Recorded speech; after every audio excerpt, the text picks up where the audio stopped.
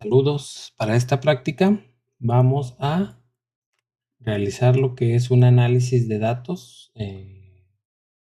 Estos datos, si se fijan, son diferentes a los que veníamos analizando. Antes eran datos de una cifra, ahora son datos ya de rangos, de varias cifras, ¿verdad? Se les llama distribuciones de datos compuestos. Y para poder realizar el análisis de estos datos, primero necesitamos calcular estos valores, ¿verdad? Para poder hacerlo, vamos a seguir esta guía que nos dice las fórmulas que tenemos que ir realizando. Y bueno, lo primero que vamos a necesitar hacer y para este análisis es primero calcular los límites inferiores y superiores de cada uno de estos intervalos, ¿sí? Para ello, lo primero que vamos a hacer es calcular el valor de n. Y ya sabemos que se calcula con la fórmula contar. Le damos el rango donde están nuestros datos.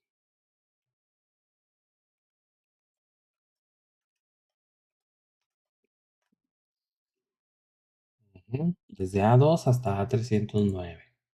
Ahora, necesitamos calcular, el valor mayor de esta distribución, por lo cual vamos a utilizar la función max. Identifica el valor mayor precisamente de una distribución de datos, el rango.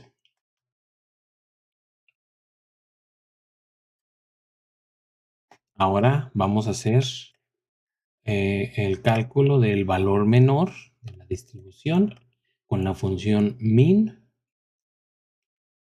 Nuevamente le damos el rango.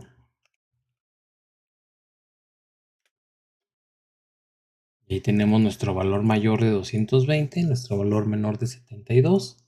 Vamos a calcular ahora la amplitud.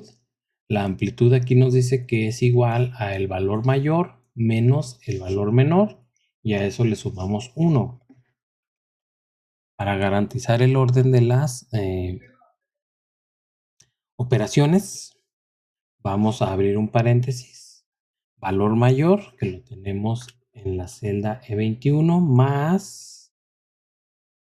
menos el valor menor, que está en la celda E22, y al resultado de ello le vamos a sumar 1. Y ahí tenemos nuestra amplitud. El número de intervalos se calcula usando esta fórmula que aquí estoy resaltando, ¿verdad?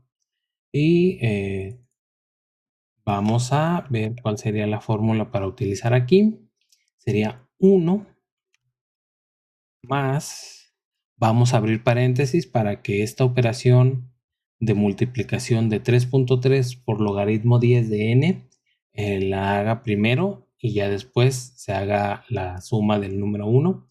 Entonces abrimos un paréntesis, 3.3 por el logaritmo 10 de número o n, que aquí en nuestro caso está en E20.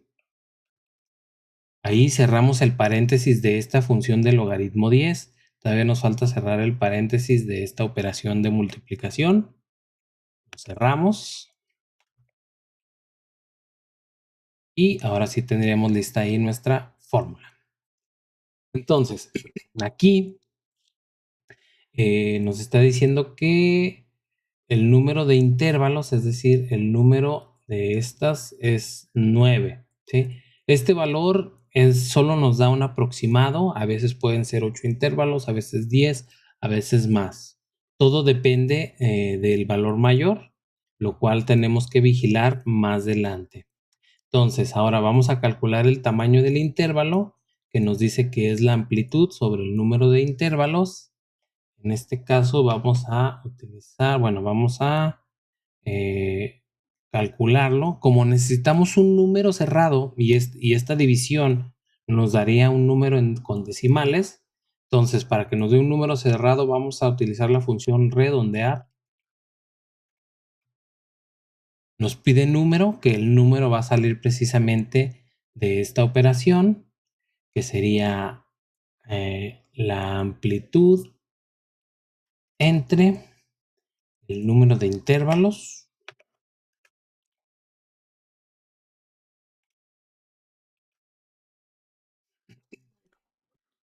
antes de cerrar ahí la función.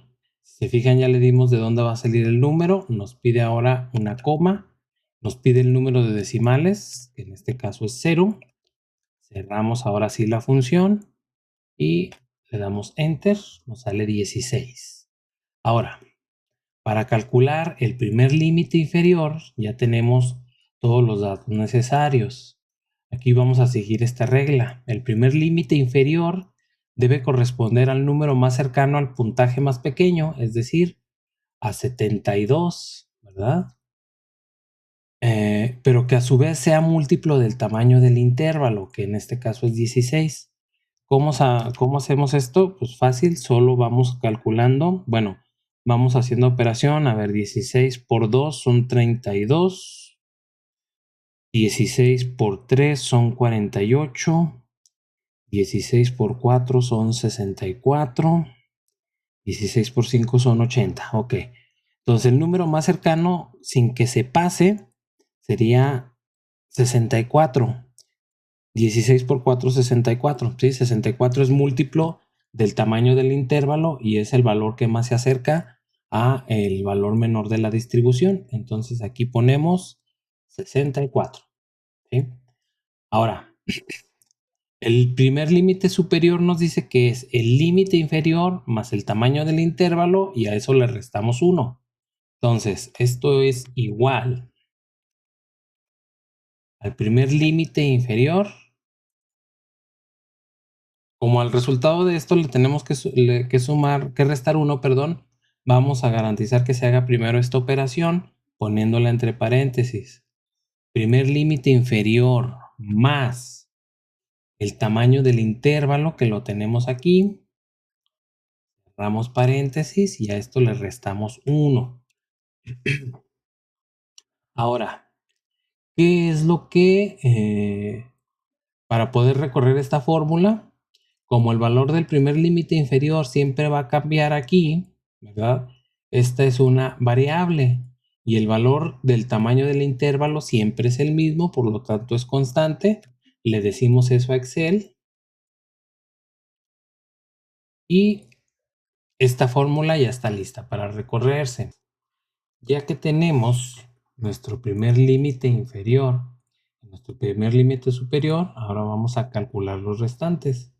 Aquí vamos a seguir lo que nos dice el procedimiento. Los siguientes límites inferiores es el límite inferior anterior más el tamaño del intervalo. Quiere decir que esto es igual al límite inferior anterior más el tamaño del intervalo. Nuevamente, como este valor de D3 va a ir cambiando a D3, D4, D5, es variable. El tamaño del intervalo es constante. Lo decimos al Excel. Aumentamos aquí. Bueno, podemos recorrer la fórmula. Y esta fórmula, al ya estar calculados estos valores, también ya podemos recorrerla. Y aquí nos tenemos que fijar en algo muy importante. Si se fijan aquí, mi último límite superior no llega o no contiene el valor mayor. Esto me indica que tengo que agregar otro intervalo, ¿sí?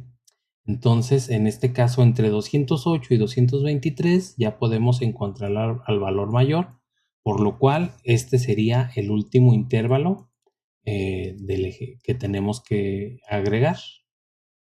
Entonces, esto sería, hasta aquí llegaría esta lección. Solo es el cálculo de límites inferiores y límites superiores.